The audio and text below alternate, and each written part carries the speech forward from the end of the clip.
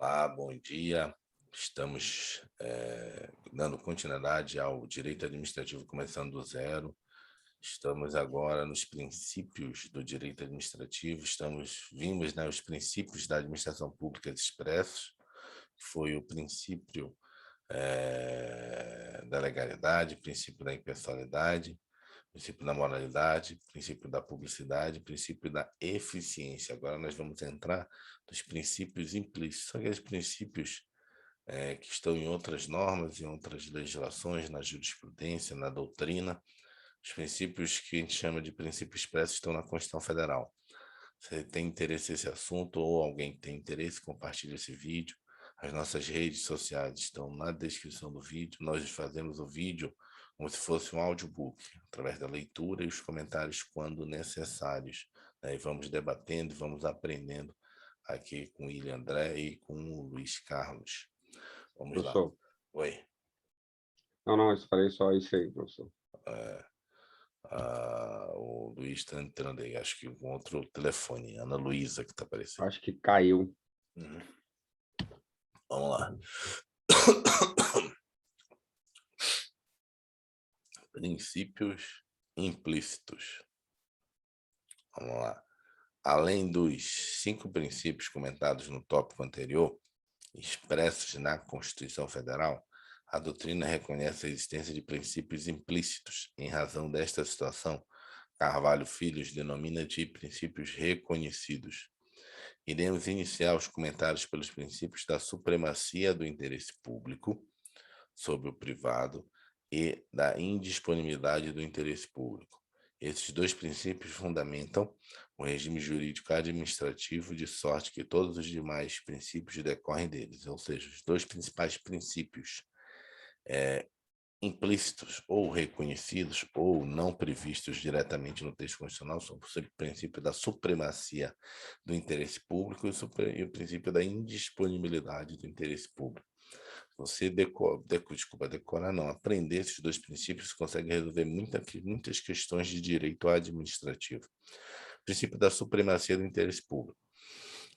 O princípio da supremacia do interesse público, também chamado de princípio da finalidade pública ou do interesse público, confere prerrogativas, poderes à administração, os quais os colocam em um patamar de superioridade em relação ao particular. É chamada verticalidade.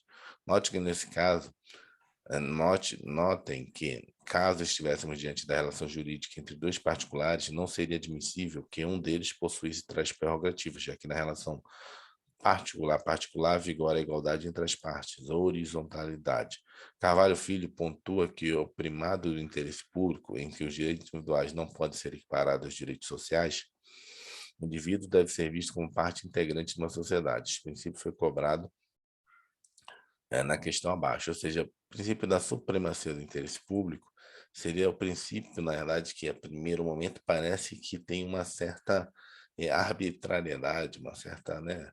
Tipo, pô, não faz sentido isso daí, mas na hora que você começa a pensar que o que a administração pública ela está fazendo é para o bem coletivo, é como se você dissesse, não, vamos pensar o seguinte, quando eu estou falando que é o princípio da supremacia do interesse público, eu estou dizendo que é o princípio da supremacia do coletivo sobre o particular. O interesse individual não pode se sobrepor sobre o interesse coletivo. Então, o princípio da supremacia do interesse público, entendendo que, nesse caso, o interesse público é sempre buscar o interesse da maior quantidade possível de cidadãos, da maior quantidade possível de administrados, do melhor interesse da coletividade. Então, na verdade, assim, quando você pensa que a administração pública está representando ali os interesses da maior quantidade possível de busca da eficiência, de busca, né, da felicidade, de busca do que for, para uma maior quantidade possível de cidadãos, então faz mais sentido ser a supremacia do interesse daquele, né, coletivo do que de um individual. Então, por isso que é a supremacia do interesse público sobre o particular.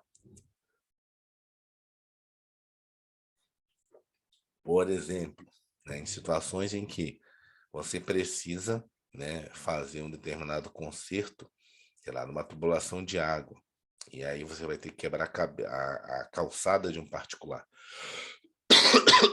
Nadine em particular diz, não, vai quebrar minha calçada, não. Mas como, né? Tá faltando, a água não está chegando, né? Lá daqui para lá, a água não está dando certo, a gente vai precisar fazer o serviço aqui.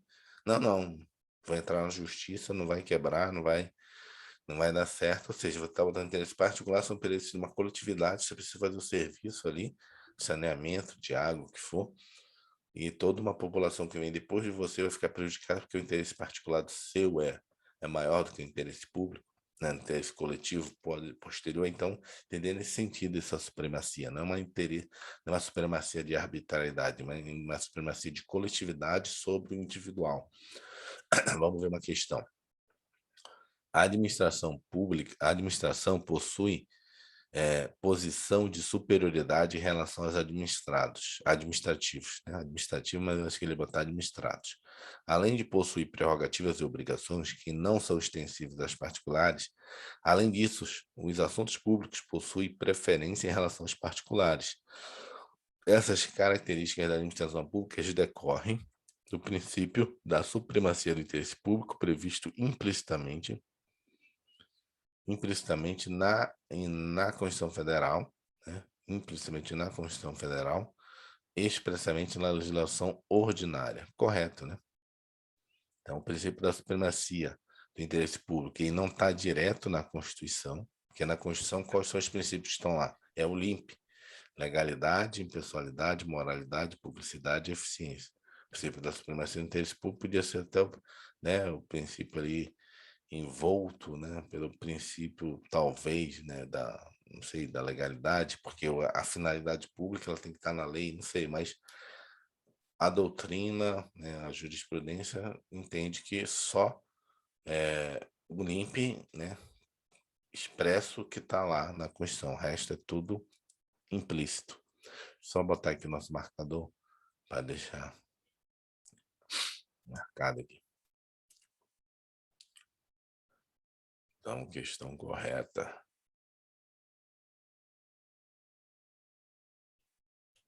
Vamos lá. Supremacia na atuação estatal representa um meio para o alcance das finalidades legalmente atribuídas ao Estado. Portanto, se por um lado o ordenamento jurídico atribui ao Estado o dever de prover o bem-estar à coletividade, como por exemplo educação, saúde e segurança pública, por outro lado, o mesmo ordenamento confere instrumentos jurídicos para se aumentarem as chances de a administração efetivamente atingir tais objetivos. Notem ainda que a prevalência do interesse público sobre o privado pressupõe a atuação administrativa de acordo com a lei. Se a lei não conferir instrumentos de superioridade à administração, o gestor público não poderia invocar o princípio do interesse, da supremacia do interesse público. Deve haver fundamento legal. O que ele está dizendo aqui? Ok, existe o princípio da administração pública, não, do interesse público sobre particular. Só que esse interesse público, ele não é um interesse assim na cabeça do gestor, é um interesse que está na lei.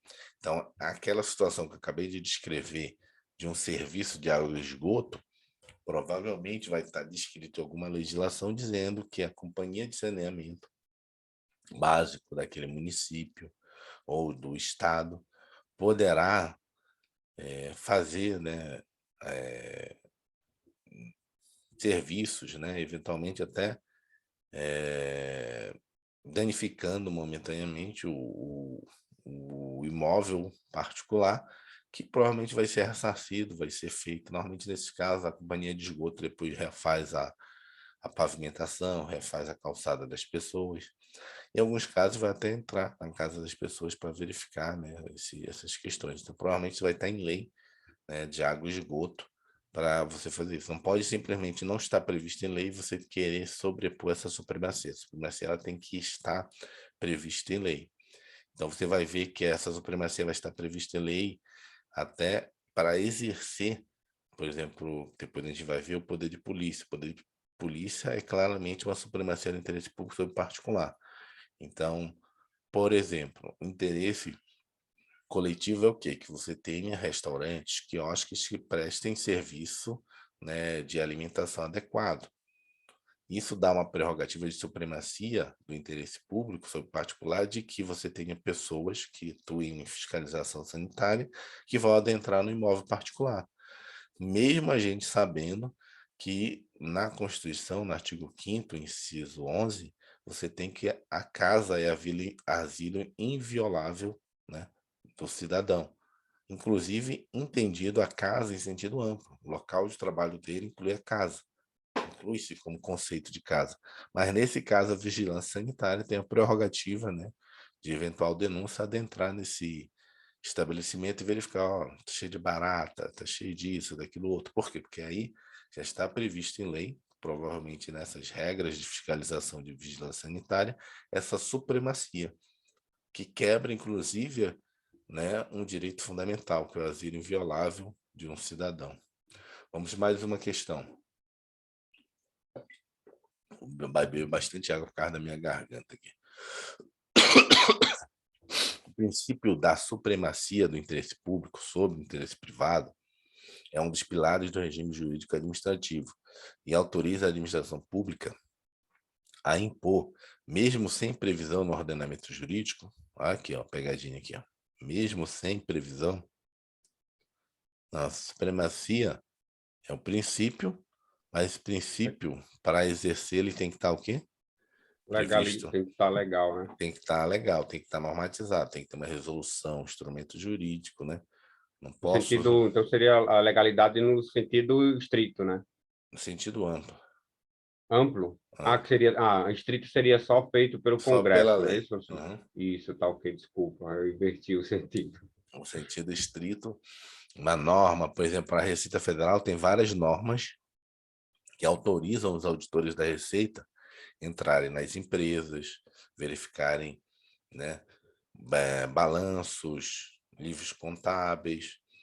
Mas, pô, o auditor tem toda essa, né, essa prerrogativa. Não, é a supremacia do interesse público. Mas qual é a supremacia que está aí? Supremacia de que os impostos estão sendo pagos integralmente pelas pessoas, né, corretamente. Porque na hora que uma pessoa ali deixa de pagar imposto, uma empresa, as coisas todas, está prejudicando toda uma coletividade que tem menos recursos, vai ter menos recursos para a saúde, para a educação, né? Mas aí o pessoal, né, acaba corrompendo e tal, né, desviando dinheiro. Não cabe ali o auditor fazer esse tipo de análise. Não, vou dispensar porque realmente o pessoal não sabe aplicar o tributo. Não, é uma atividade vinculada dele. E não cabe pensar isso. O que vai ser feito, da forma que vai ser feito, aí é depois do auditor, mas ele, como servidor público, e você, como cidadão, tem que cumprir o que está previsto. Tem outras formas de fiscalizar se isso está sendo ou não bem aplicado, né? Mas tem muita gente que tem essa, né, essa lógica. Não, vou, né, pagar o mínimo possível porque o pessoal não sabe usar direito, né?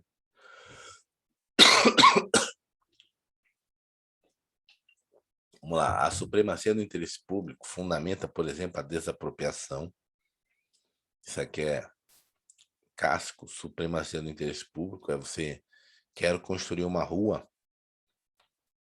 e preciso, né, desse móvel aqui para passar a avenida. Vai ter que ter desapropriação. Logicamente vai ter uma indenização, mas isso sempre gera discussão jurídica, né? Porque normalmente a administração pública vai pagar menos do que você acha que vale, né? E vai para a justiça em geral, né? Mas em geral acaba sendo desapropriado, chega ao meio termo. Mas você nunca vai receber aquilo que você acha que deveria receber numa desapropriação. A aplicação de penalidades administrativas, que é o caso, né? A gente conversou aqui, vigilância sanitária, Detran, a requisição, o exercício do poder de polícia, que é uma clássica, a supremacia do interesse público particular, e as cláusulas exorbitantes dos contratos administrativos. Cláusulas exorbitantes de contrato administrativo, quando a gente for estudar a licitação de contrato, e aí eu vou tentar pegar o material da lei nova para a gente estudarmos juntos a lei nova, né, já que a lei 8.066 praticamente daqui a 2 anos não vai funcionar, não vai ser mais poder ser utilizado, então é melhor a gente estudar a licitação de contrato logo pela lei nova. Eventualmente a gente vê as, né, adequações. As cláusulas exorbitantes são aquelas cláusulas que no contrato comum não haveriam. Por exemplo, uma das cláusulas exorbitantes mais clássicas da administração pública é O descumprimento ou inadimplemento da administração pública não gera no automático a possibilidade do particular fazer a exceção do contrato não cumprido. Exceção do contrato não cumprido. A exceção do contrato não cumprido eu tenho contrato com o Luiz Carlos. Ele descumpre, né, a prestação que ele tem que ter contraposta contra mim, por exemplo, pagamento, eu deixo de fornecer aquilo, né, que está contratado com ele. Normal, ninguém vai me forçar, o juiz não vai fazer nada porque está certo. Isso daí é norma geral de um contrato. Só que no contrato administrativo você faz com a administração pública, você sabe que o fato da administração pública se tornar inadimplente com você não te dá o direito de automaticamente deixar de fornecer. Você tem que fornecer pelo menos durante 90 dias antes de cortar o fornecimento daquele contrato ali. Ou seja, você praticamente fica 90 dias preso a um contrato sem estar recebendo nada. E dependendo do tamanho da sua empresa, é um exorbitante, uma cláusula exorbitante. Mas você, quando vai contratar com a administração pública, você tem que ter noção dessas regras de direito administrativo. Por isso que tem gente que prefere nem contratar com a administração pública, né? Por causa dessas regras, dessas cláusulas. Fora que, às vezes, mesmo quando paga, demora a cair o dinheiro, é feito por empenho, é feito, né, todas as regras da administração pública de pagamento. Em todos esses exemplos, há a manifestação do poder extroverso do Estado. Por exemplo, uma destas cláusulas exorbitantes consiste na possibilidade de rescisão unilateral de um contrato administrativo por parte da administração. Lei 8.066, de artigo 79, inciso 1. A partir destes exemplos, Marcelo Alexandrino pontua que a supremacia do interesse público sempre se faz presente na atuação administrativa. No entanto, a depender da atuação administrativa, pode se fazer presente de forma direta ou indireta. Podemos dizer que são cláusulas que exorbitam de um contrato privado e, portanto, denotam a condição de superioridade da administração pública, as cláusulas exorbitantes. Nesse sentido, a supremacia do interesse público tem incidência direta quando a atuação administrativa é marcada pela verticalidade, em que se manifesta o poder extroverso do Estado, poder de império. Isto ocorre nos chamados atos de império, como na desapropriação ou na rescisão unilateral de um contrato administrativo, cláusula exorbitante. Por outro lado, o princípio da supremacia tem incidência direta nas situações em que não há imposição de restrições ou obrigações administrados, como ocorre nos chamados meros atos de gestão, e nas situações em que a administração pública atua como agente econômico produtivo, como no caso de uma estatal que explora a atividade econômica como a Petrobras. Portanto, seja de forma direta ou indireta, o princípio da supremacia faz-se presente em toda a atuação administrativa. Em relação ao alcance do princípio, Silvia Zanella de Pietro afirma que a supremacia está presente tanto no momento da elaboração da lei, ou seja, a supremacia está prevista, né, na elaboração da lei, quanto na sua aplicação em concreto, por parte da autoridade administrativa. No que se refere ao interesse público, cabe às leis definirem seu conteúdo, de sorte que os órgãos e entidades públicas e, por serem seus agentes, devem se limitar a perseguir de forma instrumental o interesse público definido em lei.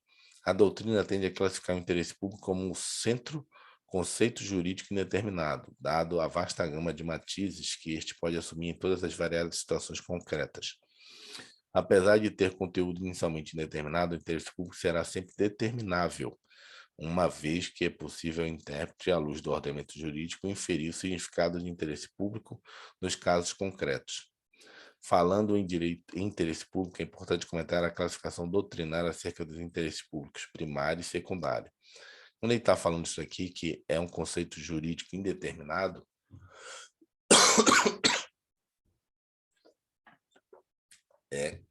por exemplo, o que é interesse público? Sim, interesse da administração pública. Mas qual é o interesse da administração pública? Aí depende do caso concreto. Aí você vai determinar. O interesse público, no caso de uma agência reguladora de vigilância sanitária, é o interesse de perseguir, né, a vigilância sanitária eficiente, saudável, não sei qual é o termo que a gente usa. O interesse público de uma companhia de saneamento é que esteja saneamento, né, adequado, serviço público adequado. Então, você determina, mas se você falar só interesse público, conceito é jurídico indeterminado, não sei o que é. Você primeiro tem que me dizer, né, concretamente qual é a situação fática da administração, que a gente determina qual seria o interesse público para a gente colocar na lei. Então, pode ser educação, pode ser saúde, pode ser segurança pública, pode ser saneamento básico, pode ser energia elétrica, pode ser telefonia. Telefonia também é um serviço público, então vai ter um interesse público ali, né? Então, cada caso concreto você vai determinar isso que ele quer falar. E aí o conceito de primário e secundário, vamos lá.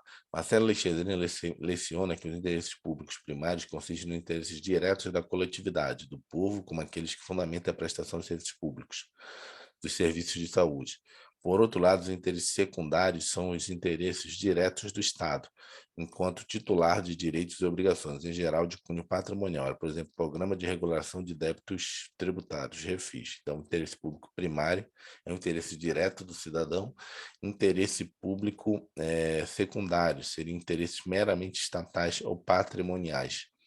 Ou seja, é um interesse que não atende diretamente o cidadão. Seria para você entender esse conceito aqui, se quer uma prova, que é o interesse público primário. É aquele primordial da administração pública, que é o quê? Atender o interesse do cidadão, do serviço público que atende ao cidadão. E o interesse público secundário é aquele que atende à administração pública.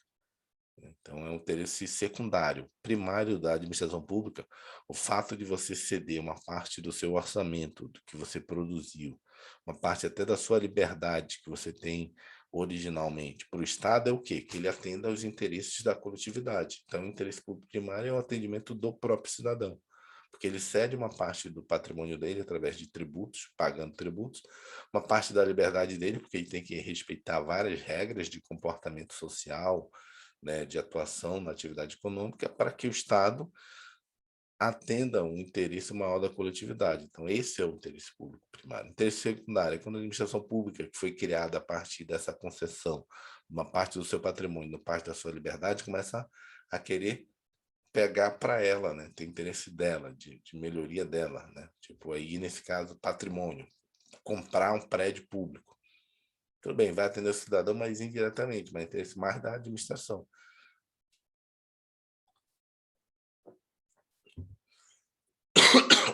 Arrecadar tributo é um interesse secundário, interesse que se volta para dentro da administração. Tem um conceito também que ele não trouxe aqui, que é o conceito público. Ele falou várias vezes ali em cima, mas não conceitou aqui embaixo, que é administração pública em sentido extroverso. Ele botou várias vezes aqui. Ele teve uma vez aqui que ele botou aqui extroverso. Aqui, ó, o poder extroverso da administração pública e o poder introverso da administração pública. O poder extroverso, a administração pública no sentido extroverso, é a mesma coisa que a administração pública no sentido primário. É aquela que atende, né, a próprio, né, sentido, ao poder da administração pública extroverso, poder do interesse público. E o introverso é para dentro, né? Também o interesse público secundário. Tem alguns autores que usam também esse conceito, não só de primário, interesse público primário e secundário, como interesse público extroverso, Professor, como interesse público introverso. Pode falar. eu sei que o senhor acabou de falar, mas não sei se o senhor acharia interessante colocar, se der para escrever em cima de primário, ou acho melhor não. Vou botar aqui, posso botar aqui, extroverso. É porque fica igual aquela questão da geração e dimensão do direito constitucional, né? Uhum. Esse negócio é muito engraçado, porque direito, né, dos casos deformados de direito, é a mesma coisa, só que um autor resolve dar um outro nome. Ou seja, cada autor resolve, tipo, cara, eu vou dar meu nome aqui para esse negócio. Eu acho melhor assim. É o mesmo conceito. Na verdade, direito é feito disso, né? É feito de conceituar as coisas e classificar. Às vezes, coisas do nosso próprio dia a dia, entendeu? Os fatos jurídicos do nosso dia a dia, e você resolve dar um nome diferente. Tem até um livro, é, não sei se é Teorias Inusitadas, o livro é mais ou menos assim, Teorias Inusitadas Cobradas em Concurso. Que tem autores aí que criam teorias inusitadas. Então, tipo, já caiu em prova de concurso, acho que foi o Ministério Público de Minas Gerais. Perguntou qual é a teoria da graxa? Fala, graxa? Existe essa teoria? Existe. Aí o cara pegou um conceito que tem um nome e botou, não, agora, esse nome agora vai ser teoria da graxa, não vai ser essa teoria. E aí tem esse livro que o cara foi pegando essas teorias assim, que, cara, o nome tu já fica, entendeu? Então, tem um livro que é só para você revisar para caso caia numa prova um nome assim É estranho, o, é o livro das vai falar, nomenclaturas. né, teorias inusitadas. Chama teorias inusitadas. Deixa eu botar aqui, teoria da graxa, para a gente ler aqui rapidinho. O que é a teoria da graxa? Teoria... É o seguinte, o que é a teoria da graxa? Para vocês entenderem, o cara cobra isso no concurso. Teoria da graxa é... Existe corrupção boas e aceitáveis, e ela se caracteriza quando se ajudam o sistema a movimentar, sendo sua contraposição à teoria da bola de neve, a qual Francesco dispõe sobre corrupção, né? É a corrupção pronto. Não, cadê? Não, isso aqui ficou muito boa, mas já deu para entender que é a teoria da graxa, deixa eu ver se que fala. Deixa eu ver aqui. Não, não.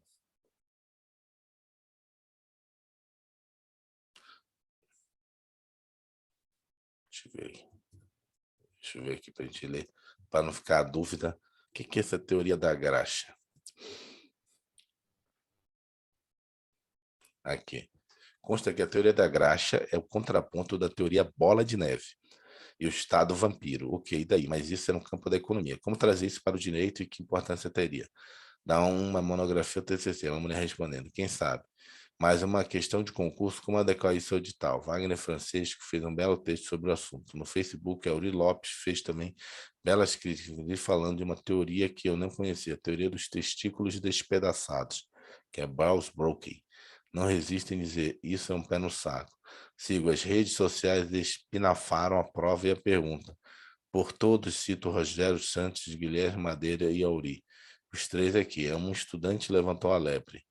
Ele tá questionando aqui, é o Lenny Strank, que é um crítico pra caramba. Aí. Cadê? Ah, mas aí não explicou aqui. Mas teoria da graxa seria isso. Seria aquele tipo de corrupção, né? Seria aquele tipo de corrupção em que faz com que a máquina funcione, né?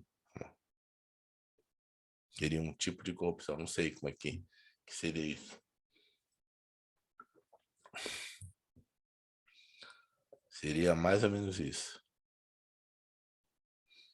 Seria na teoria em que seria aquela corrupção para fazer com que a máquina funcionasse. Então, chama de teoria da graxa. Não sei, seria um exemplo assim, de uma corrupção em que você pega o recurso para, sei lá, usar na própria administração pública. Então, eventualmente, você como servidor público precisa, né, lá, pintar o prédio numa cidadezinha. Aí você vai lá, né, ó, para facilitar aqui esse licenciamento ambiental, precisamos que você né, ajude aí em umas tintas.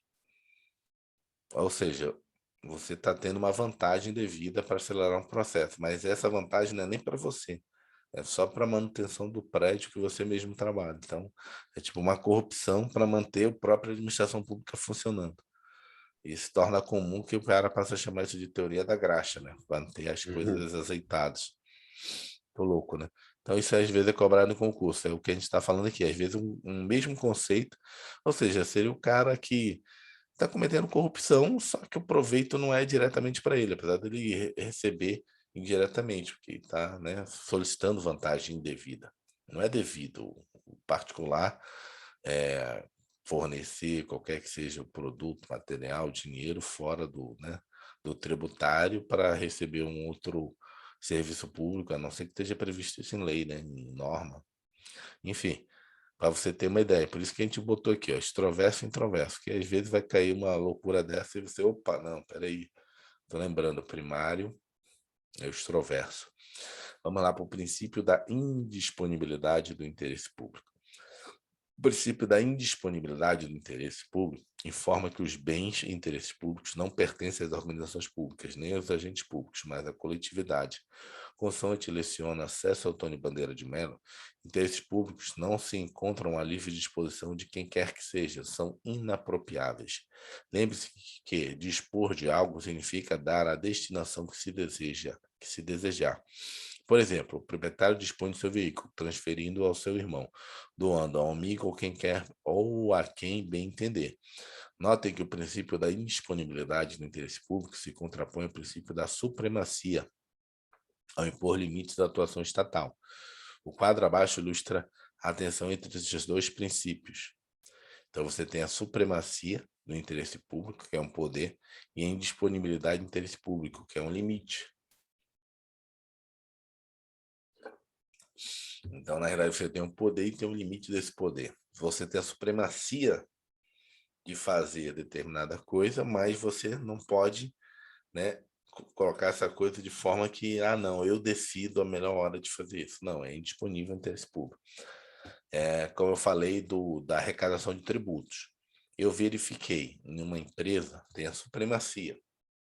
Eu verifiquei numa empresa em que eventualmente tem alguma irregularidade, do ponto de vista vigilância sanitária, tributária, eu não posso, né? Tem essa supremacia de fazer isso, mas eu não posso, depois de exercer a supremacia, deixar o interesse público indisponível. Como assim? Vi uma coisa. Não, mas eu vou te dar um prazo melhor. Não existe um prazo melhor. Se a lei diz que você tem que ali fechar o estabelecimento, né? Se a lei ali diz que você tem que fazer o lançamento de tributo, é indisponível o interesse público. Você tem que fazer. Se você exerceu a soberania, ao mesmo tempo, é indisponível o interesse público no seguinte sentido: houve uma denúncia de que ali tem alguma situação de irregularidade de, sei lá, de novo, o exemplo mais clássico para mim é de vigilância sanitária. É indisponível o interesse público de que tem que ir alguém lá verificar. Então, não há como você dispor, não, vou, não vou. Não. Se foi registrado ali, até depois tem os órgãos de controle, né? Interno e externo, que vão verificar, inclusive, essas questões de denúncias. De água aqui. Hoje, no governo federal, eles são centralizados. Como assim centralizados? É um sistema único de ouvidoria, da própria Controladoria Geral da União. Então, se entra por lá, é como se tivesse alguém acima de você, não alguém acima de você, mas tem alguém verificando. Ou seja, os cara viu uma chamada lá e ninguém colocou nada, ninguém foi. Eventualmente, numa auditoria, eu falei, cara, teve umas manifestações aqui nesse sistema. O cara falou que foi lá, verificou, mas não vi nada, não vi nenhum auto, né, de visita, porque tem toda uma documentação que comprova, né, que foi verificada uma coisa, não vi nenhum movimento, o cara só botou que foi, mas, né, então toda essa questão passa pelo princípio aí de transparência também, quando você, às vezes as pessoas não acreditam nas ouvidorias, nessas coisas, mas no governo federal tem um sistema que congrega todas as ouvidorias. Então elas têm que ter, ali, quando entra no sistema, tem que ter fechar aquela abertura de ouvidoria, entendeu? Tem que ter um lançamento ali. A partir do momento que tem um lançamento ali, pode ser verificado, né? Esse lançamento aqui foi o quê? Cara, não fizeram foi nada, só lançaram aqui XX e fecharam o chamado e não fizeram nada. E aí cabe, né? PAD, sindicância, não. Às vezes as pessoas não acreditam, mas tem um peso você fazer uma reclamação na ouvidoria, principalmente no governo federal, né? Que o sistema é centralizado, então tem uma auditoria no sistema para verificar eventualmente, né, falhas de ouvidoria, de não processamento, de não verificação daquilo que foi, né, eventualmente feito críticas, né, feito melhorias para a administração pública. Vamos lá, continuando da indisponibilidade do interesse público. A indisponibilidade alcança gestores e órgãos públicos incumbidos da consecução do interesse público. Assim, o interesse público não se confunde com o interesse de autoridade de um órgão público, na medida em que os agentes públicos não podem dispor sobre interesses públicos confiados à sua guarda e realização. Para que fique bem clara a distinção, tome o seguinte exemplo. Vamos ver o exemplo dele aqui. Regina é síndica do condomínio do edifício Torres Gêmeas. Nesta qualidade, Regina efetua contratações, pagamentos, delibera acerca de assuntos da gestão e presta conta aos moradores do condomínio. Vejo que, apesar de Regina gerir ações que buscam concretizar o interesse da coletividade de moradores, não é ela quem define rumos da sua atuação, é a coletividade de moradores. A síndica atua no sentido de concretizar os interesses da coletividade. No entanto, a síndica não poderia se apropriar dos anseios da coletividade e passar a dispor livremente sobre eles. Di Pietro cita uma série de exemplos de manifestação destes princípios. A autoridade não pode renunciar ao exercício das competências que lhe são otorgadas por lei, não pode deixar de punir quando constatar a prática de ilícito administrativo, não pode fazer liberalidade com dinheiro público. Outra exteriorização do princípio da indisponibilidade do interesse público é vista na Lei 9784 de 99, que regulamenta o processo administrativo federal. Lei 9784, artigo 2º, inciso 2. Atendimento a fins de interesse geral, vedada a renúncia total, parcial dos poderes ou competências, salvo os autorizados em lei. Para concluir este tópico, registro que o princípio da disponibilidade do interesse público faz-se presente de forma direta em toda a atuação administrativa, diferente do que ocorre em relação à supremacia, que está presente ora direta, ora indiretamente. Então, o interesse público está em todos os momentos. E o da supremacia não. O da supremacia é só no momento que você exerce o poder coercitivo do Estado, o poder, né, mais de império do Estado. Agora, o interesse público ele tem que estar em todos, inclusive nos atos de gestão. Eu vou contratar um aluguel para a administração pública. Qual é o interesse público nesse prédio? Né? Se eu contratar acima do valor de mercado esse aluguel, tem interesse público nisso? Pagar acima do valor de mercado? Não, né? Então, ou seja, mesmo nos atos de gestão, que você não tem aquele poder de império, que você não tem a supremacia do interesse público, que você está no mesmo nível do particular, você não pode deixar de observar o princípio, né, da indisponibilidade do interesse público, porque nesse caso, o interesse público é o quê? Contratar dentro dos valores de mercado, ou se possível até em melhor situação, e mais ainda, que aquele prédio tem utilidade, né? Contratar para beneficiar eventualmente uma empresa ou um proprietário de imóvel e você ficar pagando e não ter utilidade nenhuma aquele prédio público. Princípios da razoabilidade e proporcionalidade. Trata-se de princípios implícitos no texto constitucional, com sede no princípio do devido processo legal. Artigo 5º, inciso 54. A doutrina e a jurisprudência se referem a eles como sendo aspecto material ou substantivo do devido processo legal. Substantive do process of the law, contrapondo-se às garantias processuais as quais constitui o lado formal ou adjetivo do devido processo legal. Além disso, eles estão expressamente previstos no artigo 2º da Lei 9784 de 99, que regula o processo administrativo na esfera federal. Lucas Rocha Furtado exemplifica tais princípios mencionando a aplicação de sanções a um servidor público federal regido pela Lei 8.112.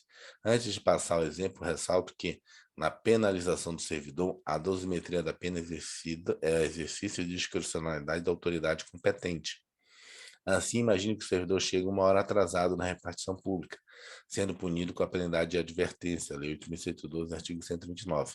Na semana seguinte, o mesmo servidor chega novamente atrasado, apesar de não resultar quaisquer prejuízo ao erário ou a terceiros, é novamente punido, com suspensão em 90 dias. A pergunta é, foi razoável a penalidade aplicada? A resposta é um sonoro não. O gestor público, embora tivesse exercício de poder discricionário, agiu de modo absurdo. Por quê? Porque 1 hora atrasado, né, ele recebeu o quê? Uma advertência. Na semana seguinte, o mesmo servidor chegou novamente atrasado, aí o cara já ganhou 90 dias de suspensão, ou seja, tem razoabilidade, proporcionalidade com que ele deu na primeira? Não, né? Na resposta, não. O gestor público, embora estivesse no exercício do poder discricionário, agiu de modo absurdo. Outra pergunta: qual critério deve ser utilizado o gestor para avaliar se a solução é absurda? A resposta está no princípio da razoabilidade. Vejam, portanto, que os princípios da razoabilidade e proporcionalidade são utilizados no controle da discricionalidade dos atos administrativos, ou seja, um ato administrativo discricionário, né, você tem que ver se tem razoabilidade e proporcionalidade. Nos atos administrativos discricionários, a lei confere uma margem de liberdade para a atuação aos administradores públicos. Tal liberdade não é ampla, devendo ser exercida nas condições e limites previstos em lei. Um desses limites é a razoabilidade e proporcionalidade. Mas não é só também nesse sentido por exemplo, do que está previsto em lei, você razoar, às vezes até o que não está previsto em lei. Como assim? Por exemplo, não cabe ao Poder Judiciário verificar ao mérito, né, o conteúdo do ato administrativo, a conveniência, a oportunidade de um ato administrativo, mas razoabilidade e proporcionalidade foge do mérito. Como assim? Por exemplo, um administrador público, ele tem o mérito de pegar o recurso público e verificar o que eu quero fazer na minha administração pública. Posso fazer o quê? Escolas, hospitais, né? Posso fazer posto de saúde, eu posso fazer, sei lá, aquele negócio lá que bota o policial militar, sei lá, aqueles postos de policiamento, posso fazer o que eu quiser. Isso é conveniência, oportunidade, discricionalidade minha. Eu resolvo pegar o recurso e fazer um hospital. Um hospital para 100 mil pessoas. A população do meu município tem 10 mil pessoas. O Poder Judiciário pode atuar nisso? Pode. Porque não é razoável, não é proporcional você pegar o recurso do município de 10 mil pessoas e construir um prédio que vai ser um hospital para 100 mil. Não é razoável. Tem que construir um posto de saúde para atender até 10 mil pessoas, um hospital das mesmas proporções. Ah, mas eu quero atender os municípios ao redor. Aí você vai ter que fazer uma associação, um consórcio de municípios, né? Mas não faz sentido você pegar o recurso do único município e usar de forma desarrazoada, desproporcional. E aí para várias outras situações, escola, saúde, educação. Então, o Poder Judiciário, né, o Ministério Público que fiscaliza isso, não vai entrar no mérito que você escolheu, porque isso é uma programa de governo seu, mas a partir do momento que você faz aquela política pública saindo, né, da discricionalidade, ou a discricionalidade sua descamba para um nível que é desproporcional ou desarrazoado, não tem razoabilidade, aí sim o poder público pode atuar, os órgãos de controle, até o poder judiciário.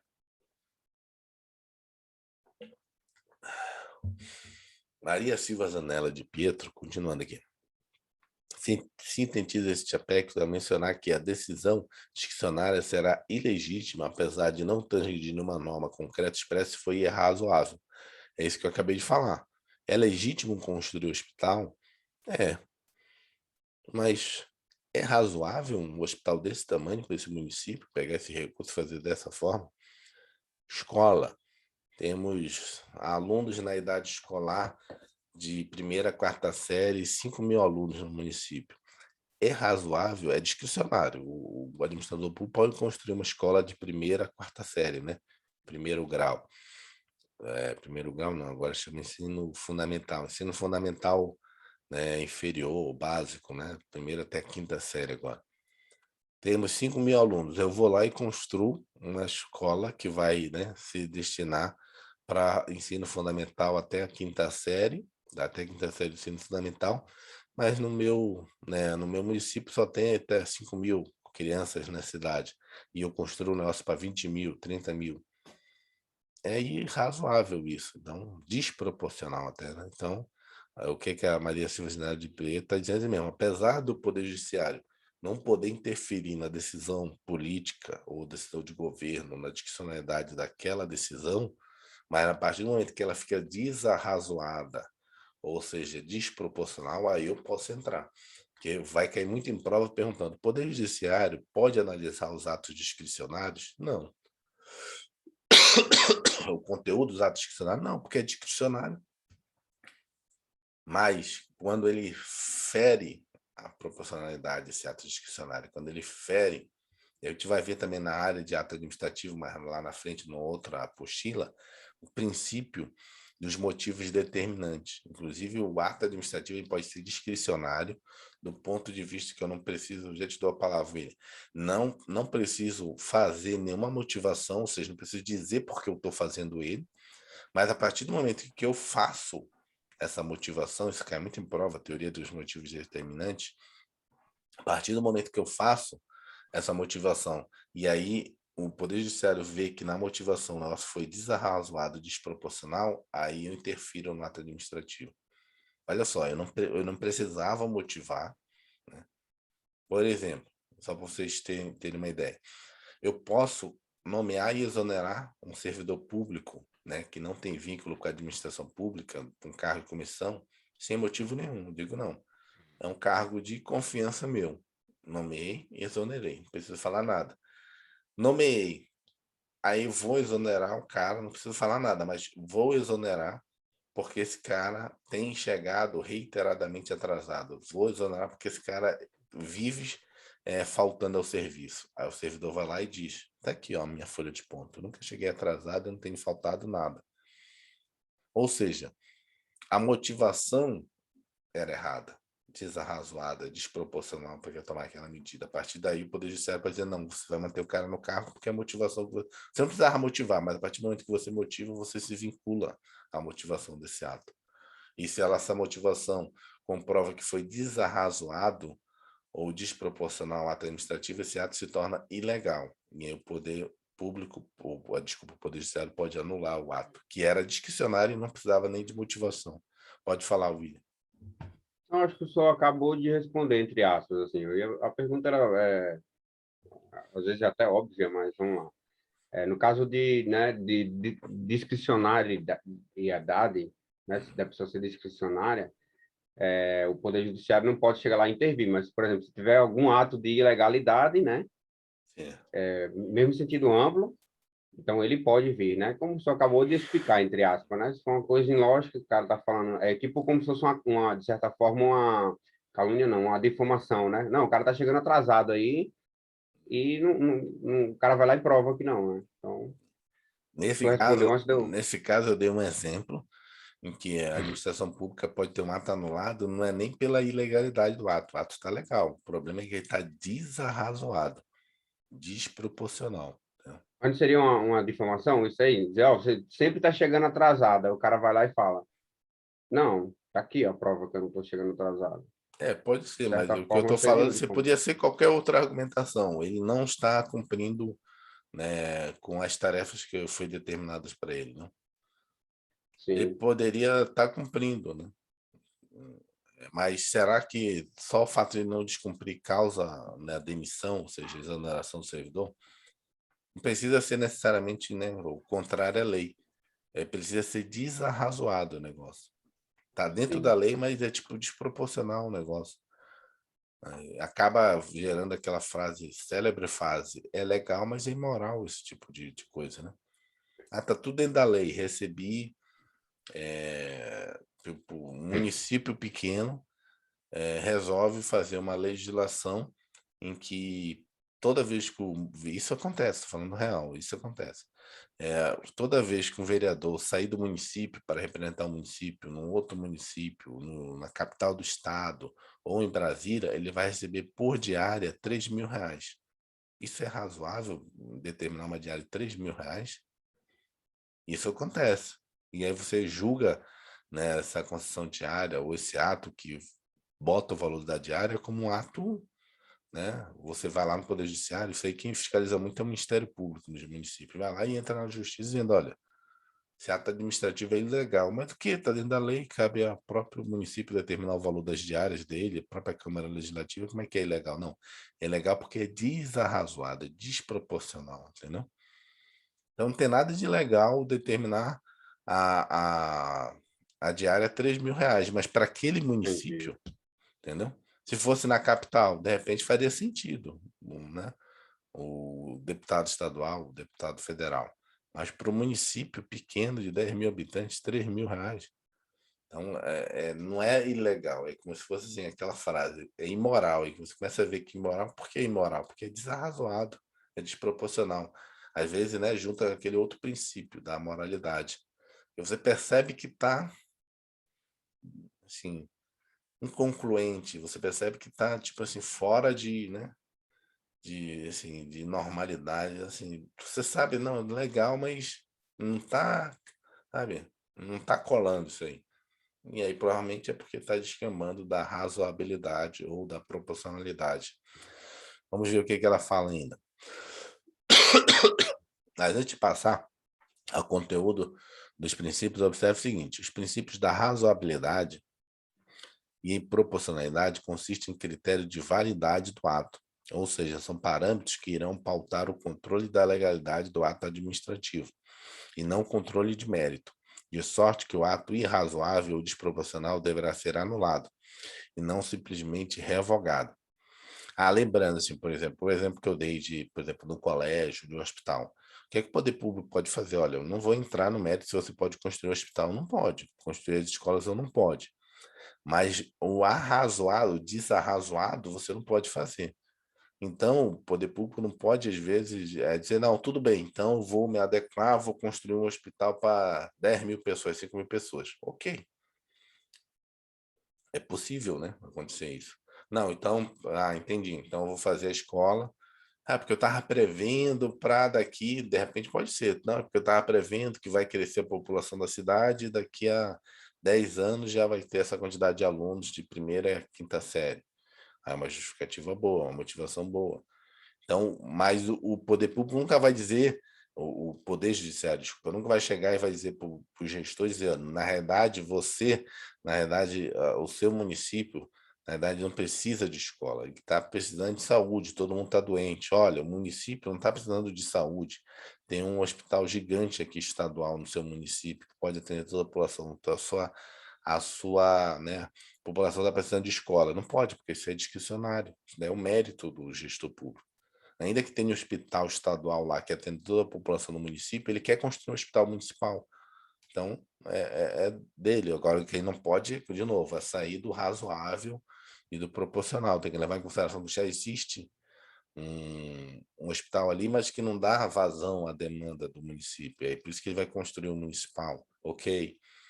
Mas não cabe ao Poder Judiciário dizendo você não pode construir o hospital. Não, o hospital ele constrói, a escola ele constrói, o posto policial ele constrói, e isso é decisão política dele, né? É ato de gestão do governo dele. Agora, não pode desproporcionar. É isso que ele está dizendo aqui. Então, ele não vai entrar no mérito, não é um controle do mérito, né? Do conteúdo do ato administrativo, é o controle do irrazoável, proporcional. Aí você anula, né? Em vez de revogar. É imprecisa a diferenciação entre a razoabilidade, e a proporcionalidade, havendo entendimento de que a proporcionalidade consiste em um desdobramento da razoabilidade, e até mesmo de que são sinônimos. De acordo com Celso Antônio Bandeira de Mello e Lucas Rocha Furtado, a razoabilidade se destina a auxiliar o intérprete do direito administrativo, a descartar soluções bizarras, absurdas, bizarras e desarrazoadas. Um exemplo da conduta desarrazoada, citada pelos autores, consiste no estabelecimento de limite mínimo de altura de 1,90 m para concurso público, o que é absolutamente distoante da realidade social brasileira. Nessa esteira, a proporcionalidade exige proporcionalidade entre os meios utilizados pela administração pública e os fins que ela pretende alcançar. Isso aqui é importante sempre cair isso. Proporcionalidade tem a ver com meios, né, e fins. Proporcionalidade entre o interesse particular restringido e o bem coletivo tutelado. Assim, busca-se na atuação estatal, de modo a não impor restrições ao particular que não sejam efetivamente indispensáveis à satisfação do interesse público, especialmente nos atos de polícia administrativa. O que é isso aqui? Por exemplo, essa proporcionalidade entre meios e fins. Por exemplo, vamos de novo na minha fiscalização sanitária. Fui lá, fiscalizei um restaurante né, de alguma determinada, né, rede. Vi que naquele estabelecimento tinha, né, uma irregularidade do ponto de vista sanitário. A proporcionalidade é entre os meios utilizados, né, e os fins. E os fins que você pretende alcançar. Você pretende proteger a população do quê? Quais os fins que eu pretendo alcançar? De uma alimentação que esteja saudável do ponto de vista de vigilância sanitária, não esteja, né, prejudicial à saúde. Só o fato de eu encontrar num restaurante, eu posso delimitar como poder de polícia de fechamento de toda a rede? Não, até inclusive que está lá na coisa, ou seja, é desproporcional isso. Ou seja, qual o fim que eu quero alcançar? Proteção da sociedade. Qual foi o meio que eu utilizei? Não tem nada a ver, né? Eu fiscalizei num restaurante específico e determinei que todos fossem fechados, então é desproporcional. Então, você tem que usar os meios. Às vezes, por exemplo, um meio excedente, você excede. Então, eu tenho o direito, né, de fiscalizar determinados, né, ambientes. Eu já chego lá com a polícia, quebrando a porta, aquilo todo. Ou seja, os meios que eu estou usando não justifica os fins que eu quero alcançar. Então, você quebra a desproporcionalidade na hora que você usa meios excessivos. Ele vai explicar aqui o que aí acaba gerando o excesso de poder aqui, ó. É fácil perceber que se busca controlar o que? O excesso, né? O excesso da pessoa. Aquele cara que foi pego, como é o nome, lá no Rio de Janeiro, chama do Rapa, né? O cara vai lá e tem o direito, né, como fiscalização, de pegar aqueles objetos que não tem nota fiscal, que não estão dentro de uma loja, que estão sendo comercializados na rua. Aqui a gente chama GFIS, né? E pegar aquilo, mas a forma, o meio que você utiliza, né? Andar com um porrete na mão, né? Sei lá, agarrar o cara, sair correndo atrás dele, né, quebrar todos os objetos, inutilizar o negócio, os meios que você está utilizando para os fins que você quer, que não tenha produtos que eventualmente podem ser nocivos à saúde, que o objetivo do Rapa não é proibir as pessoas de vender, aqui é que como aquilo ali não tem uma procedência, tem nota fiscal, não tem garantia, não tem nada, você quer proteger o consumidor, né, desse tipo de objetos. Em tese, a lógica do RAP é essa, proteger o direito do consumidor, né? O consumidor ter um produto da loja com nota fiscal, que tem garantia, que tem, né, passou pelo Inmetro, sabe que não vai prejudicar a criança. Então, você comprar um brinquedo ali pode até causar alguma coisa para o seu filho, né, lá na frente, porque às vezes o produto é pirateado, não passou pela fiscalização do Inmetro, essas coisas todas. Mas é o meio que você utiliza, quebrando o negócio, né, dando porrada nas pessoas, isso ocorre. Que a gente às vezes acha que as coisas são certinhas, mas quem trabalha aí nesse meio sabe que rola-se umas violências assim do rapa, né? De humilhação, né? De fala, que o William falou antes, né? Difamação, essas coisas todas. E aí isso é o quê? Desproporcional, porque os meios que você está usando para os fins não está batendo, entendeu? É fácil perceber que se busca controlar o excesso de poder na atuação estatal. Nesta acepção, a proporcionalidade pode ser chamada também de princípio da proibição do excesso. Você não exceder.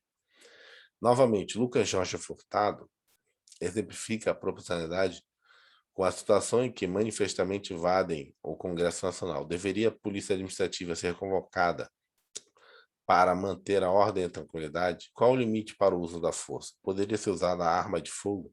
A resposta deve ser buscada à luz da proporcionalidade.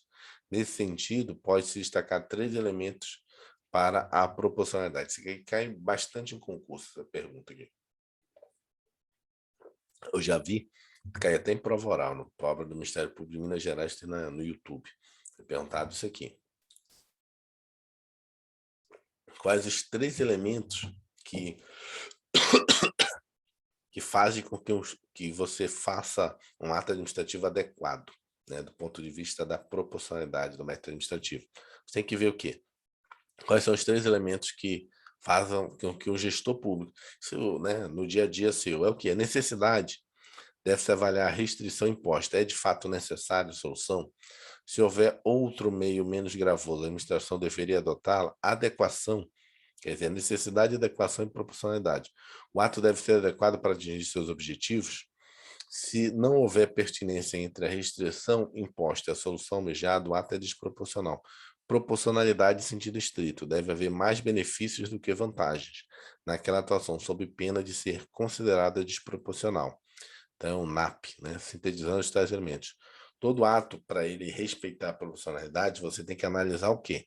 Necessidade, adequação e proporcionalidade em sentido estrito.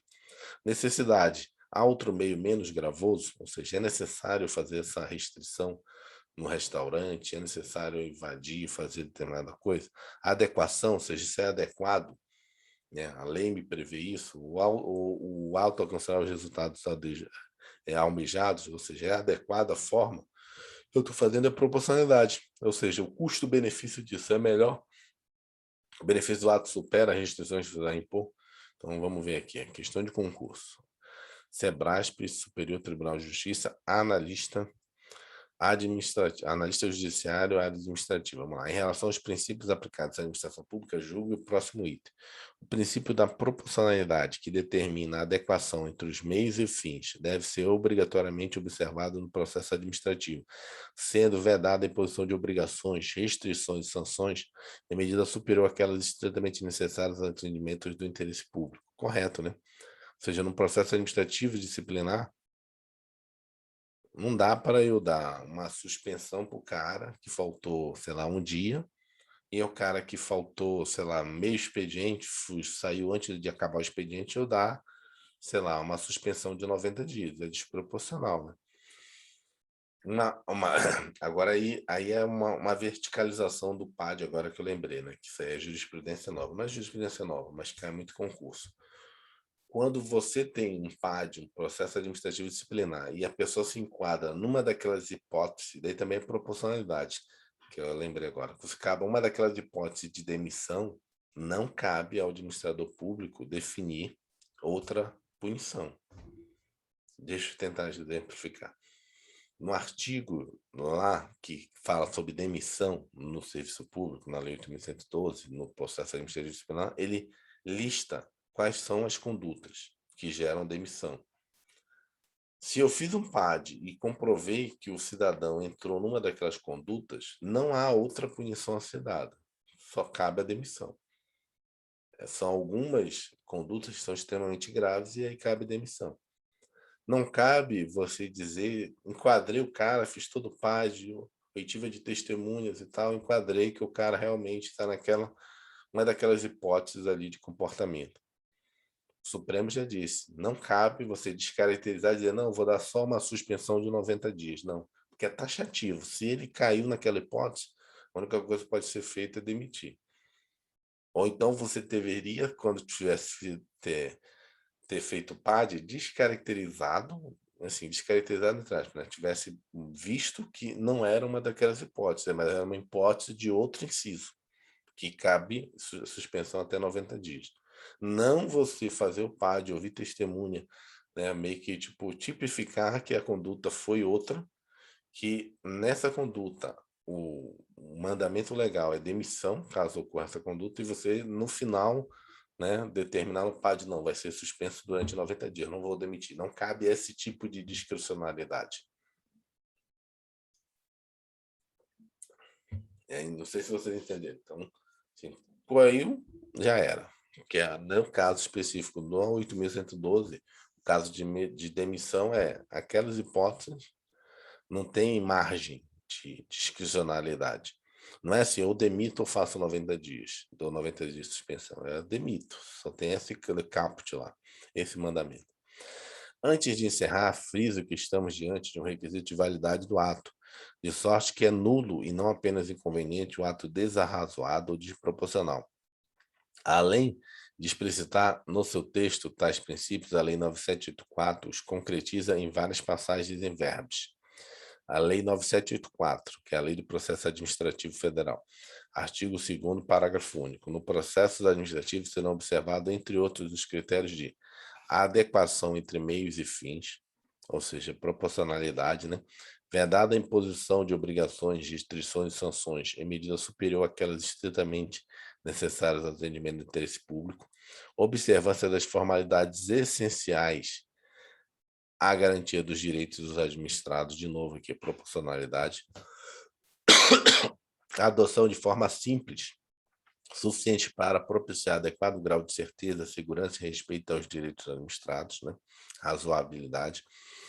Os atos de instrução que exigem a atuação dos interessados devem realizar-se de modo menos oneroso para este, ou seja, razoabilidade e proporcionalidade.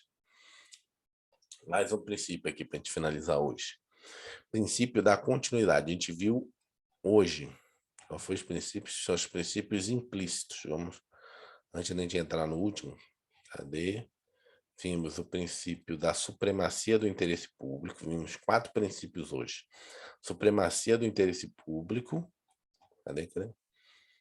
Cadê? Princípios empíricos. Vimos o princípio da supremacia do interesse público, ou seja, o da coletividade sobre o particular, da indisponibilidade do interesse público, ou seja, só pode fazer o que está previsto em lei, né? Interesse público primário e secundário, indisponibilidade do interesse público, ou seja, a partir do momento que começa a atuar, eu tenho que fazer o ato administrativo, não dá para eu abrir mão. É a mesma coisa agora que eu falei do PAD. Princípio da razoabilidade e proporcionalidade, vimos várias coisas sobre eles. E agora a gente vai ver o princípio da continuidade dos serviços públicos. O que esse princípio fala? Os serviços públicos visam o atendimento da necessidade da coletividade, considerados em maior ou menor grau essenciais. Assim, de forma simplificada, os serviços públicos não podem parar. Vejamos a seguir alguns dos principais desdobramentos desses princípios. Vamos lá, o desdobramento do princípio da continuidade do serviço público. Lembrando que serviço público é sentido amplo. Então, não sei se vocês sabem que telefonia, eletricidade, né, água, esgoto é serviço público. Hoje são serviços públicos que são delegados para particulares, né, prestarem ele. Mas lá atrás, quem assumiu essa incumbência de prestar ao cidadão foi o Estado. Só que a sociedade evoluiu, o Estado não se vê mais, né, prestando esses serviços, mas eles seguem as regras do direito administrativo, porque são serviços públicos. E o que significa seguir as regras do serviço do direito administrativo? Significa que eles têm responsabilidade objetiva, ou seja, só preciso, numa situação em que eu tenho um ato ilícito, só preciso mostrar que houve o dano e um nexo de causalidade, eu não preciso mostrar que houve culpa ou dolo, né? Não preciso provar dolo, nem culpa, no caso de um ato ilícito, na prestação de serviço público. Vamos lá. Ante a continuidade de serviços públicos, o Constituinte impôs a necessidade de regulamentação específica quanto ao direito de greve dos serviços públicos. Portanto, apesar de autorizar a greve no serviço público, tal direito é considerado norma constitucional de eficácia limitada. Isso aqui é importante porque cai também lá na outra matéria, direito constitucional. E sempre é perguntado qual tipo de norma é a norma que regulamenta, no texto constitucional, dá o direito de greve ao servidor público. É uma norma de eficácia limitada. Significa o seguinte, que você precisa de uma outra norma, ou seja, precisa de uma lei para regulamentar. Quando você tem no texto constitucional uma norma de eficácia limitada, ou seja, o que está previsto no texto constitucional não pode ser exercido. Você precisa de uma lei para que esse direito seja exercido. Vamos lá. No entanto, modernamente, ante a falta de regulamentação específica, o STF tem entendido que o dispositivo constitucional deve ter garantido a sua eficácia por meio de aplicação no que couber da Lei 7.783 de 89, o qual regulamenta o direito de greve no setor privado. Ou seja, como não existe uma lei, porque é uma norma de eficácia limitada e precisa de uma lei para regulamentar, o Supremo Tribunal falou, como já tem, né, essa previsão de greve do servidor público desde 1988, e até hoje o Congresso Nacional não fez uma lei, então aplica essa outra lei. E como é que ele chegou a essa conclusão? Como é que ele foi suscitado a fazer isso? Quando você tem um direito na Constituição, e esse direito necessita de uma regulamentação, essa regulamentação demora, você entra com uma ação chamada habeas data. Né? Desculpa, confundi aqui. Habeas data é informação, é mandado de injunção, desculpa, mandado de injunção. Corta tudo, volta a fita, falei mó besteira. Mandado de injunção. Eu pensei Relaxa, numa da... professor, a gente sabe que o senhor domina isso aí, É, acontece. mas pode pegar aí, o cara recortar o vídeo e dizer, ó, a burrice aí que esse professor falou. Verdade. Mandado Não, de aí, injunção. Então, quando eu tenho é. uma norma constitucional que me dá um direito e eu preciso exercer esse direito e não tem legislação que me ampare esse direito, entra um mandado de injunção.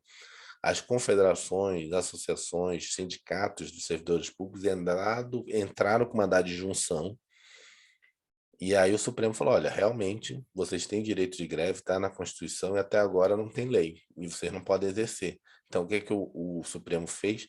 Chamada teoria concretista. A teoria concretista do mandado de junção, ele faz o seguinte, ele diz, ó, essa lei é similar ao que você quer, então aplica para o seu caso essa lei. Então, o que que foi feito aqui? O Supremo falou, a Lei 7.783, de 1989, se aplica aos servidores públicos, mas essa lei não é do servidor público, é para iniciativa privada. Então, ela se aplica, aí tem que fazer as adequações, né? Porque não pode parar o serviço público. E aí essa lei é diferente, é por isso que tem essas questões aqui. Ainda a respeito da greve do serviço público, vale destacar julgado Supremo de 2015, que autoriza o corte da remuneração dos servidores grevistas. Isso aqui o pessoal falou que o Toffoli, isso daqui foi decisão do Toffoli, ministro Toffoli, falou que isso aqui inviabilizou a greve no serviço público. Porque você pode fazer greve, ok, mas vai cortar o seu ponto, entendeu? Simples assim. Então, qual servidor público vai querer fazer greve agora? A administração pública deve proceder ao desconto dos dias de paralisação decorrente do exercício do direito de greve pelos servidores públicos, em virtude da suspensão do vínculo funcional que dela decorre, permitida a compensação em caso de acordo. O desconto será, contudo, incabível se ficar demonstrado que a greve foi provocada por conduta ilícita do poder público. Ou seja, na verdade, sim, não é que é descontado. É descontado, você compensa. Quer fazer greve? Ok. Ficou 5 dias de greve? Ok. Vamos fazer o seguinte, ou desconto 5 dias, ou você vai ter que trabalhar horas a mais até você me pagar os 5 dias de volta. Ou seja, hoje é muito difícil, né? E ninguém vai querer ficar pagando a mais por causa de greve. Exceção do contrato não cumprido. O que é isso aqui? Eu até falei lá em cima hoje, né? Outra decorrência da continuidade do serviço público consiste na impossibilidade de um particular contratado para prestar serviço público no regime de delegação invocar a exception non adimplente contratos, ou seja, exceção do contrato não cumprido, ou seja, mesmo se o poder público descumprir os termos do contrato celebrado, o prestador do serviço não poderá automaticamente interromper a prestação, entendeu? Ou seja, em virtude do princípio da disponibilidade do interesse público, ele reflete num contrato administrativo. Como a administração pública não pode parar de prestar o serviço público, eu aluguei o prédio para a administração pública. Esse prédio é utilizado para a prestação do serviço público. A administração pública não está pagando aluguel. Eu posso simplesmente desalojar a administração pública? Não, porque ela não pode parar o serviço público. E aí você fica nessa situação. E o que que ocorre? Como é que vai ser isso aí? Vamos ver. Nesta situação, a Lei 8987 de 95, chamada Lei do Serviço Público, exige decisão judicial transitada e julgado para que particular rescinda o contrato. Vocês têm que entrar na justiça e esperar transitar e julgar para você tirar o cara do seu imóvel. A Lei 8987 de 95, artigo 39, o contrato de concessão poderá ser rescindido por iniciativa da concessionária, no caso de descumprimento das normas contratuais pelo poder conseguinte, mediante ação judicial especialmente intentada para esse fim. Parágrafo único. Na hipótese prevista no caput deste artigo, os serviços prestados pela concessionária não poderão ser interrompidos ou paralisados até decisão judicial, aqui até decisão judicial, transitado e julgado. Isso aqui é o caso da lei de prestação de serviço público, é o que o Estado delegou para você prestar um serviço público para ele. Sei lá, atendimento ao cidadão, sei lá, hoje é muito terceirizado isso, né? Não sei se vocês sabem, por exemplo, na hora, essas coisas todas, né? Você está lá prestando serviço público ou outras coisas. E aí, daqui a pouco, já passa a palavra, daí o serviço, o GDF não repassa, estou dando exemplo, né? Não repassa o dinheiro ali para a empresa. A empresa não pode parar o atendimento. Ela tem que esperar transitar e julgar uma ação para parar o atendimento. Você vai ficar sem receber do poder público, tendo que manter a prestação do serviço. Ou seja, isso é, de novo, lá em cima, o primeiro princípio é a supremacia do interesse público. Pode falar, William. Professor, só fiquei em dúvida aqui, entre outras, é que o poder concedente, o contrato de concessão poderá ser rescindido por iniciativa da concessionária no caso de descumprimento das normas contratuais pelo poder concedente. O que seria esse poder concedente? Desculpa. Concedente. Concedente. Cadê? Na lei 8.987, logo embaixo aí, perto da parte grifada, do lado da parte grifada, a palavra concedente. Parte Aqui, grifada, é isso aí, concedente. Ah, concedente. tá. Poder concedente é o que concede serviço público, né? Então, seria o seguinte, em alguns casos, não é o caso aqui da maioria dos exemplos que eu dei, mas em alguns Ok. casos a administração pública ela concede a prestação de serviço público. Mas, em geral, quando ela concede esse tipo de serviço público, quando uma empresa assume isso, né, em geral, ela recebe, às vezes, né, direto do cidadão, por meio de tarifas, né? Então, assim, não tem muito desses casos aqui, mas, por exemplo, acho que aqui no GDF ocorre isso. INSS, por exemplo?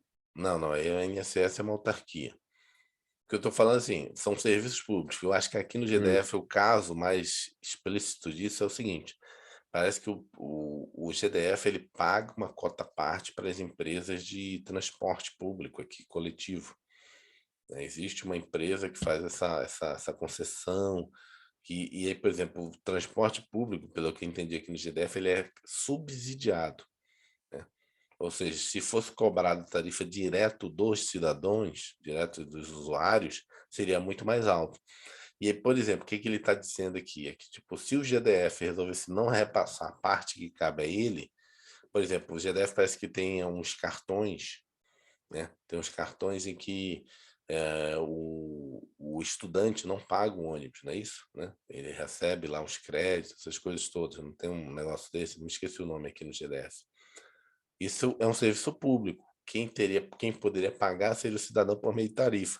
O GDF que está prestando esse serviço público. Só que quem está prestando o nome de GDF é uma empresa pública, um transporte coletivo, uma empresa particular.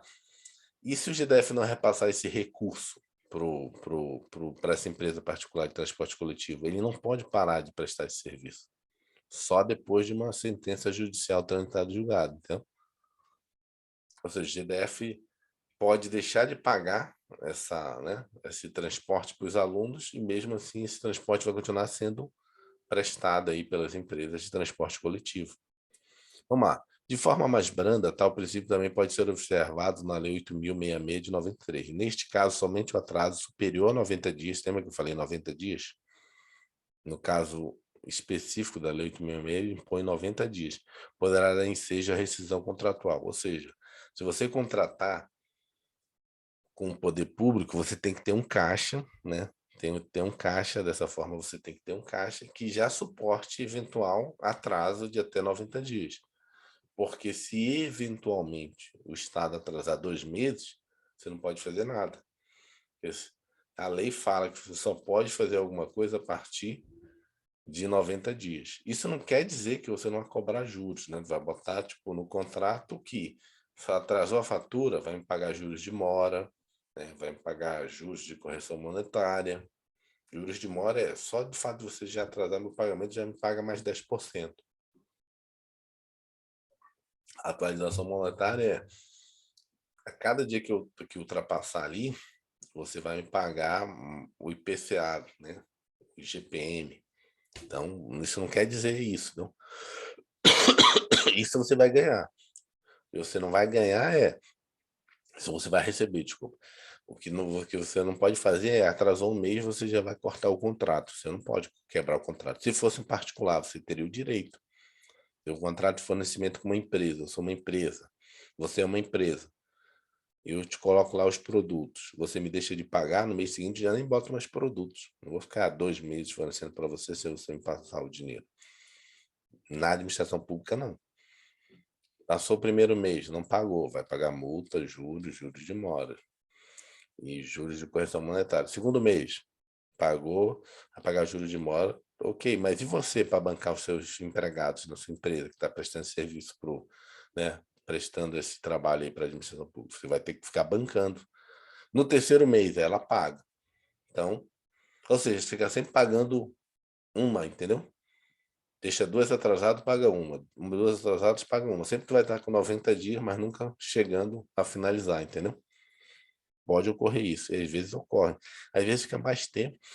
Tem prefeitura aí que fica, às vezes, 6 meses sem pagar fornecedor. Somente em transição de governo, você ouve muito na imprensa. Assim, quer ver, percebe isso. Quando tiver transição de governo, em prefeitura, você vai ver lá quando o pessoal assume e fala: não, os contratos estão atrasados há 6 meses. né? Ocorre muito isso em mudança de governo. Dessa forma, mais branda, tal princípio também pode ser observado na Lei 8.066 de 93. Neste caso, somente o atraso de pagamento superior a 90 dias poderá dar ensejo à rescisão contratual. A Lei 8.066 de 1993, artigo 78, constitui motivo para a rescisão do contrato o atraso superior a 90 dias dos pagamentos devidos pela administração decorrente de obras, serviços ou fornecimentos ou parcelas destes já recebidos ou executados, salvo em caso de calamidade pública, grave perturbação da ordem interna ou guerra, assegurado ao contratado, né, a pessoa que está fazendo o serviço, o direito de optar pela suspensão do cumprimento de suas obrigações até que seja normalizada a situação. Encampação de concessão do serviço público. O que é isso? Outro reflexo da continuidade do serviço público consiste na encampação. O que é encampação? Isso também cai esse conceito em prova. Assim definida pela Lei 89.8795, artigo Lei 89.8795, artigo 27, considera-se encampação a retomada do serviço público pelo poder concedente durante o prazo de concessão, por motivo de interesse público, mediante lei autorizativa específica e após prévio pagamento de indenização. Isso aqui cai, ó, prévio pagamento, tem que pagar primeiro, na forma do artigo anterior. Ou seja, hoje, o que é hoje concedido de serviço público? Energia elétrica, telefonia, saneamento, o que mais? Gás, vários locais, vários estados é gás também. Serviço público pode ser retomado, dizer, não, agora quem vai prestar o serviço, a gente acha que não, mas serviço de telefonia é serviço público. Não, agora vai acabar essas empresas de Claro, TIM, Vivo, eu quero o serviço de volta para mim. A administração pública pode fazer isso? Pode. Antigamente existiam, né, o Luiz, aí, que é mais, vamos dizer assim, não antigo, mais velho, ia falar mais velho, mais antigo, ele lembra disso. Antigamente, cada estado tinha a sua empresa de telefonia. Telefonia é serviço público, telecomunicações é serviço público. Então, lá no Rio de Janeiro tinha a Telerge, lá no Pará tinha a Telepará, aqui em Brasília era, não sei qual seria o nome. Lá no RN era a Telerne, aqui era Telebrasília. Aqui em Brasília, que é Telebrasília, né? Telebrasília, lá era a Telerne, lá no RN. Lá no Já que Pará temos três pessoas de três estados três diferentes, estados né? diferentes. Lá no Pará, Telepará. Cibo GDF, tá fechado aí, ô Luiz. Aí tinha as ações das empresas para você vender para ganhar dinheiro. Então, isso aqui que está falando em campação seria isso. O poder público resolvesse, não, a telefonia vai voltar para mim. Ele ia pegar de volta tudo que está hoje concedido para Vivo, para TIM, para Oi, para Telemar, isso é serviço público, encampar. Só que teria que indenizar. Hoje é meio impossível né, o poder público assumir isso aí, né? Antena, acho assim, é um tipo de encampação meio difícil. Mas acho que saneamento em alguns estados ele vai encampar de novo, foi concedido, mas os caras não estão fazendo nada. Porque saneamento básico é muito custo e pouco, né, ressarcimento, que é água e esgoto, né? Água você paga muito pouco no Brasil. Energia elétrica também é meio difícil.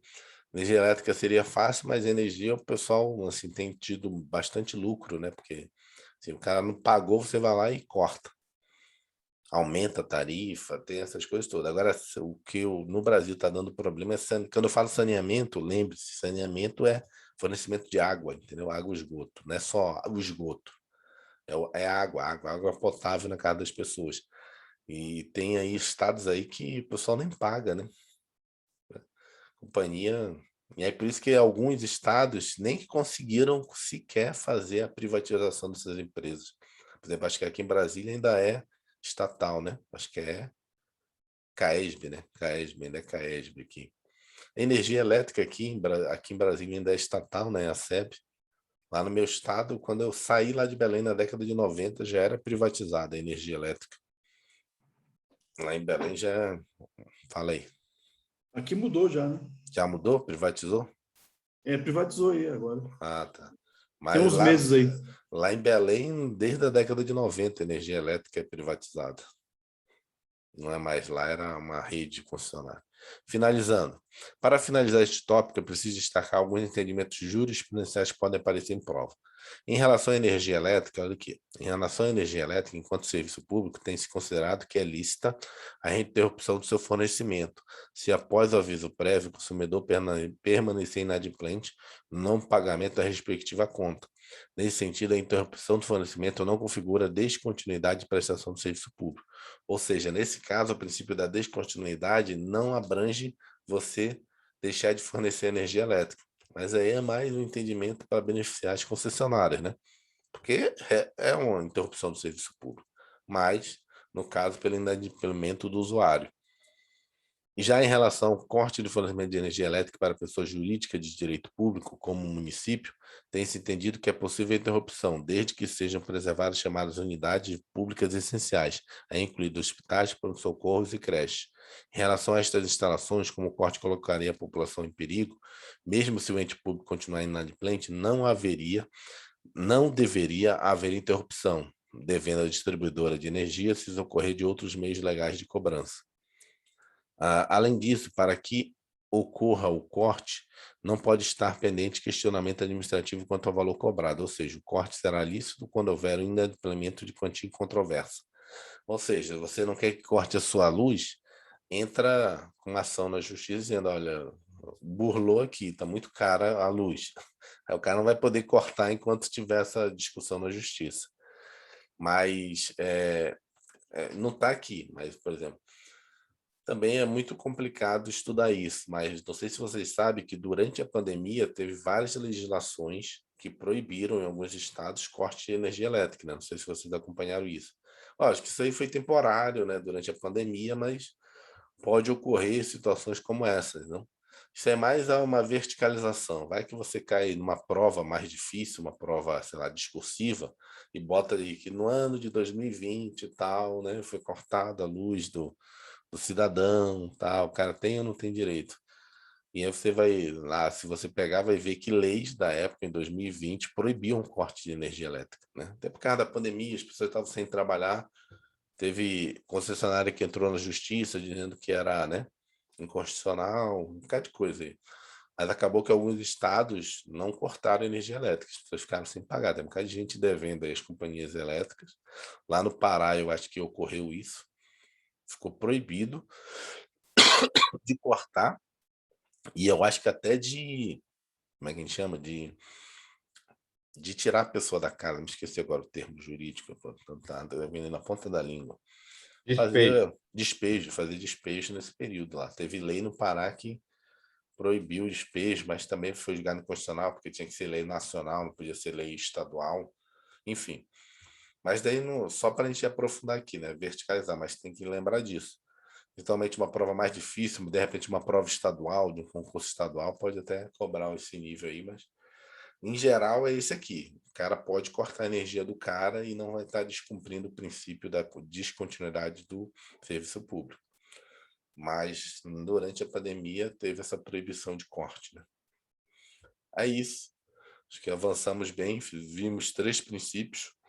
O princípio da supremacia do interesse público, indisponibilidade do interesse público, razoabilidade, proporcionalidade e o princípio da continuidade do serviço público. Amanhã a gente dá continuidade aí ao princípio da motivação. Isso aqui também é bastante importante. Vamos lá. Valeu, muito obrigado. Valeu, um abraço. Valeu, Luiz, professor, obrigado. Obrigado, gente. Valeu, Bom dia, muito obrigado, viu? Bom dia para todos. Até amanhã. Bom dia.